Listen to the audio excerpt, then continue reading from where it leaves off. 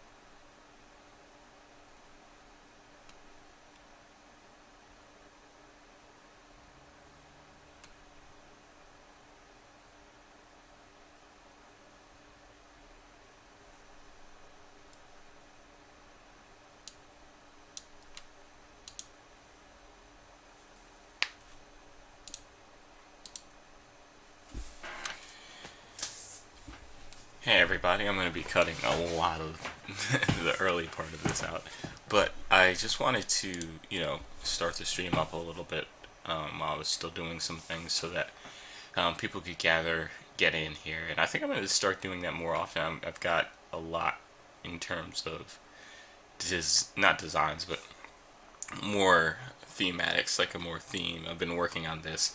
I finally finished it. I just was again late today, so I wanted to get up and do the show.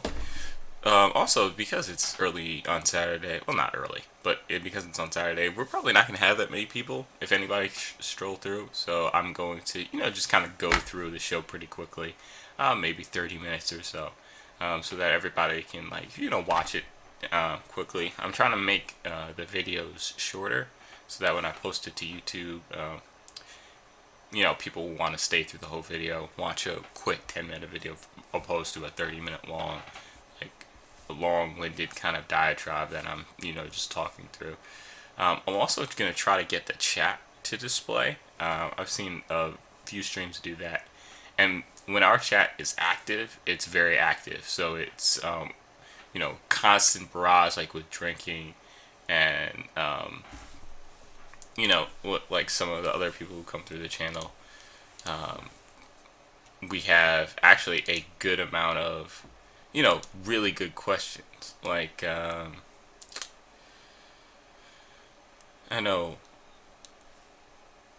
one on one was like one time a streamer was talking about like, different like fantasy quarterbacking options one week. Drinking usually brings up some good questions about his lineup and how to deal with a smaller bench kind of thing. So there's definitely people in the community when we're doing this kind of stuff who know what they're talking about and are very helpful, to, and some people we should be highlighting. So that's kind of all I have to say about that. What I'm going to get into, I did last Friday, and I'm going to do it this Friday again, is kind of go through the injury roster, and then we'll go through the NFL schedule real quick, and just look at some really good matchup games coming this weekend. And that will be it. I think we're going to keep the Friday show kind of short this week. Well, it's Saturday show now, but Friday show in the essence of where it should be. And again, I apologize for yesterday, but I was called to a board meeting for a not-for-profit that I tend to help out at. And as a lawyer, sometimes they'll ask me to do stuff. And last night was one of those nights, so I was at a board meeting for like 2 hours and change. So I didn't get back here till like 9, and then I jumped on Smite instead of doing the show. I was so tired, but I just jumped on Smite because a lot of like 5 or 6 of my friends were on. They wanted to do Conquest and a bunch of other stuff, so I ended up staying up really, really late, like far too late doing that. And now let's kind of get to the show. So when I go through the injury report, yeah, I mean, obviously you can tell probable means they're probably going to play, so we're just kind of going to pass over them. I'll say their names. We know they're going to play.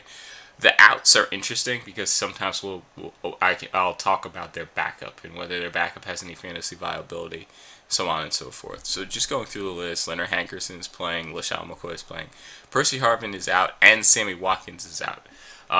So if you're looking for a wide receiver, Buffalo's a tough place to go. I mean, they have a good matchup. They're playing Jacksonville, I believe, this week. Yes, Jacksonville. Which is a good matchup for Buffalo Bills players, but I think it's more likely going to be a LaShawn McCoy show than anything else. Percy Harvin is actually contemplating retirement the last time I looked. So you have a couple of players like Sammy Watkins and Percy Harvin and wide receivers being out. Robert Woods is a fill-in, which doesn't, to me, seem like a great ad. But at the same time, it's worth noting that he's out there. Chris Hogan is another person that you could look at. EJ Manuel is going to be the quarterback. So those are I don't think those are really good fantasy plays, but they have a good matchup. So if you're really in a bind, it might be worth looking at.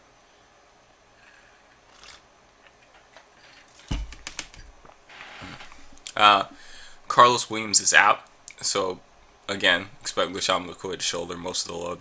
Gary Barnidge is playing. If you have him, start him. He's been great this fantasy season.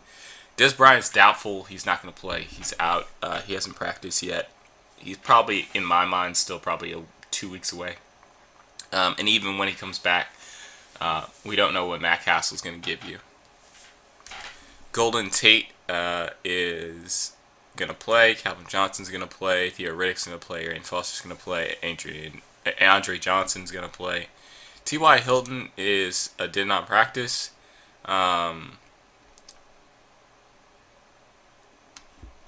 He's still on pace to play, but that game is your Monday night game, I believe. Yes, your Monday night game. No.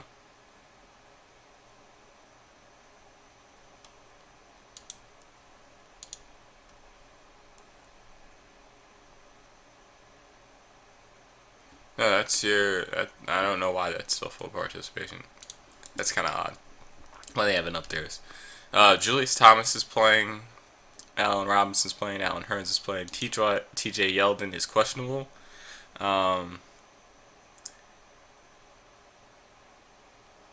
He did practice on Friday and went with him to London, so there's a good chance he plays. I would guess he plays. Jeremy Maclin is questionable.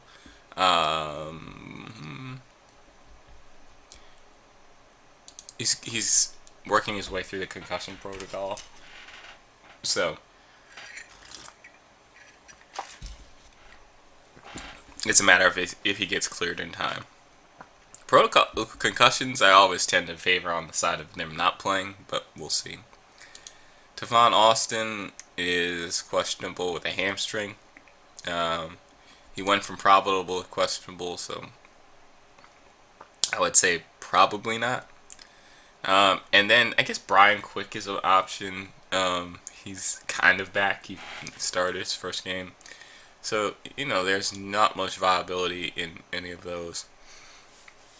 Victor Cruz is out again. Deion Lewis is questionable.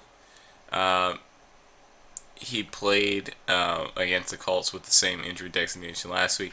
I think he'll be utilized more against the Jets if he plays. I would expect him to play. He played through the same injury last week and didn't have a hard load last week, so he should be okay.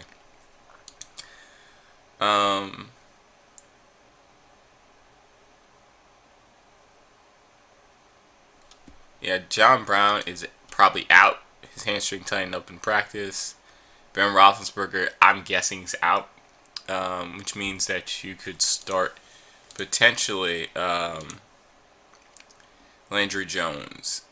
Again, rough matchup in terms of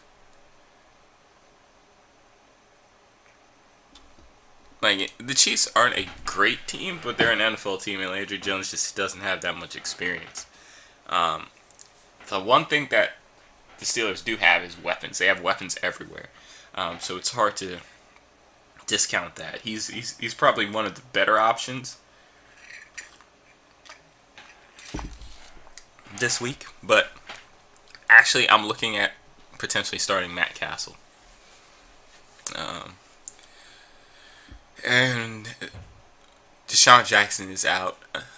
Again, Pierre Garcon, a little bit more viability. But other than that, that's your complete list. So a rather short list. Melvin Gordon, Keenan Allen are both questionable. But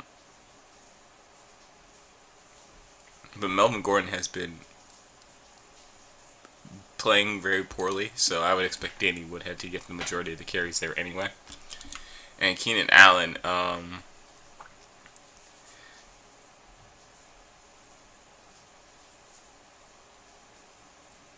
Keenan Allen says he's fine, but in case Inman is a player that has kind of stepped up in C.V. Johnson's absence, he might be somebody to look to add if you need a wide receiver. He's actually been playing fairly well. He caught a touchdown pass last weekend. So if Keenan Allen's out, he is even more viable, I think. But just those are a few people to watch.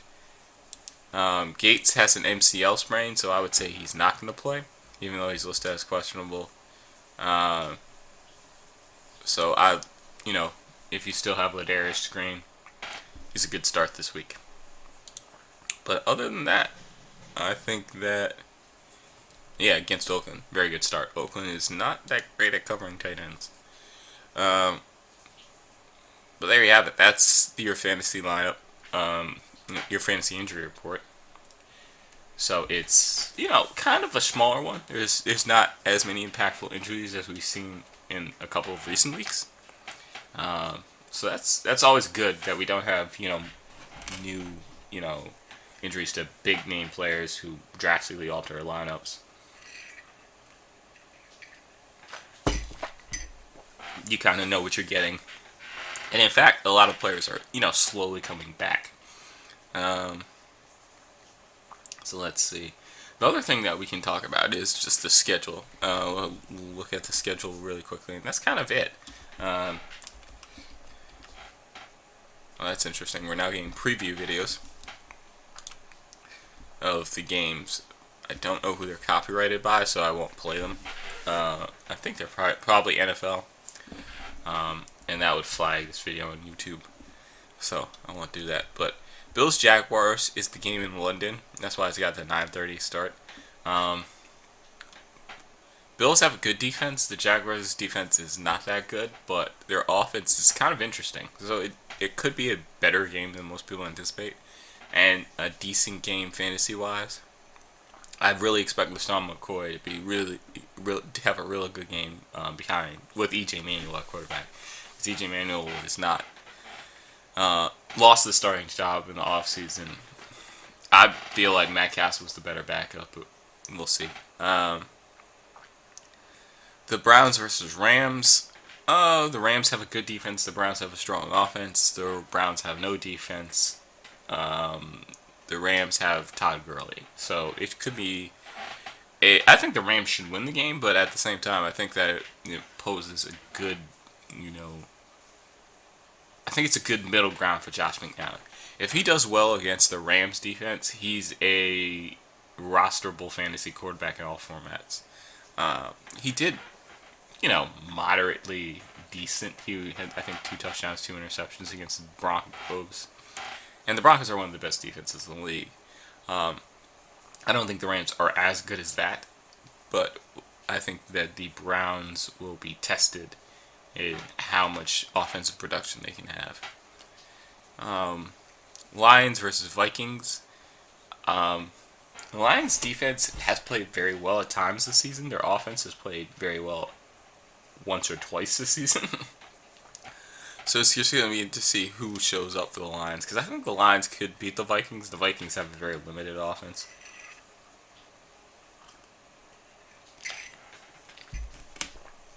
And kind of Adrian Peterson only. I mean, Stephon Diggs is becoming their number 1 wide receiver. But Teddy Bridgewater doesn't throw it enough for me to, even though Stephon Diggs is somebody I looked at getting this week. He was on the waiver wire, then got snatched up, after the waiver wire period by somebody who didn't really need him and is starting him. I offered, a decent trade for them. I offered them, Victor Cruz, who will come back from injury in the near future, and Peyton Manning. They're really desperate at quarterback, and I don't need Peyton anymore. Peyton's actually probably droppable in a lot of formats, so I wouldn't have been too desperate to stay. So it's not a great trade by any means. It's not something they had to take, so they didn't. But Texans-Dolphins is another matchup that, presents a good front seven versus a team that, in the Dolphins, who don't really know their identity on offense yet. They had a much better week under their first week in the interim coach. But that was more on the defensive side of the ball. So we'll see what the Dolphins bring to the table. Hoyer is potentially a good replacement quarterback this week against the Dolphins. Let's see who else. The Saints were playing the Colts. Um, Saints, if they can keep their winning ways and air it out against the Colts. Steelers and Chiefs. Again, that's the Landry Jones matchup that we talked about. Jets Patriots. Another game that I think provides fantasy implications because the Jets have had some very decent offense this season. Chris Ivory, Brandon Marshall, Eric Decker, even Ryan Fitzpatrick has been viable. And the Patriots defense isn't really top notch. Malcolm Butler isn't a top tier quarter.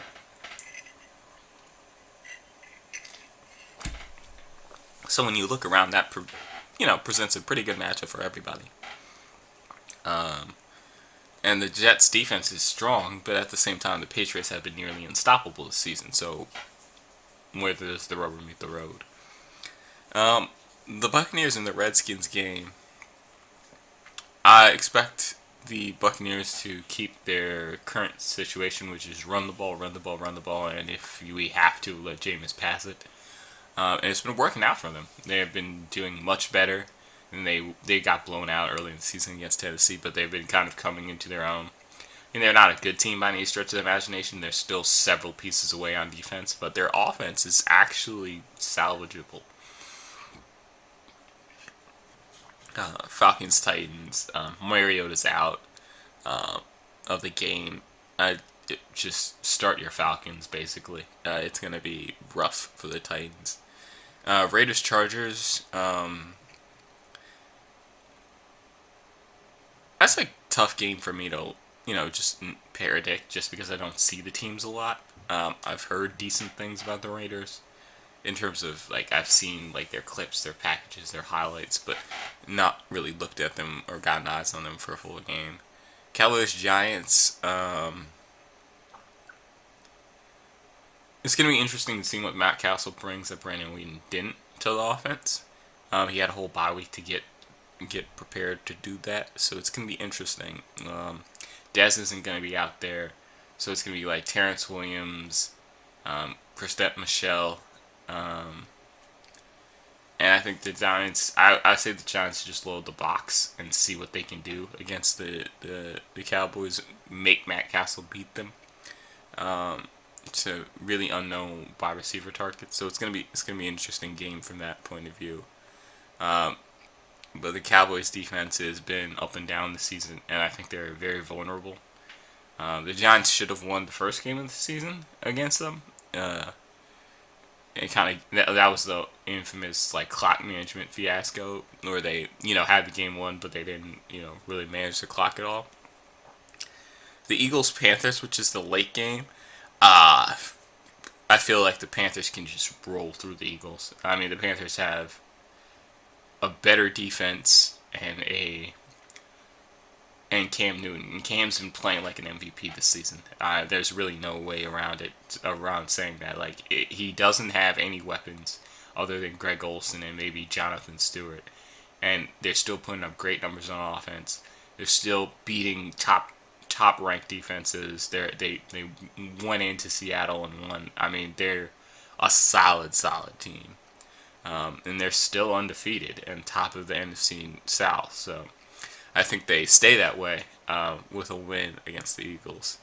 The Ravens-Cardinals matchup is, from a fantasy perspective, I feel like the Ravens have a tough time because the Cardinals came off of a relatively poor defensive performance, and I don't see them doing that back-to-back.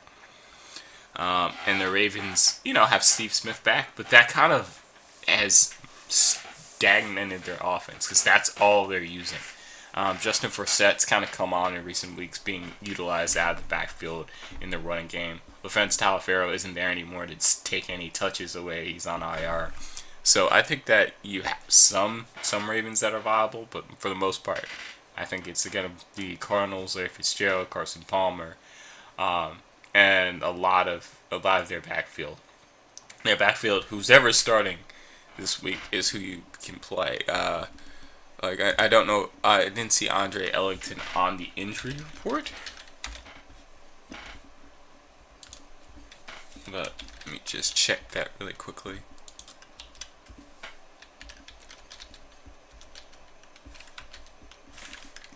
Go Andre Ellington.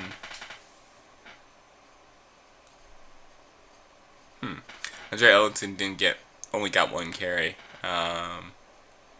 Chris Johnson led the offense. So again, we'll see who kind of. I feel like Andre Ellington's gonna work his way into the starting role again. But Chris Johnson becomes, I think, a good own if you're in need of a running back this week. I know a lot of people have been playing him in his absence, but he's still been a hesitant pickup for some. So, and he didn't have a great game last week.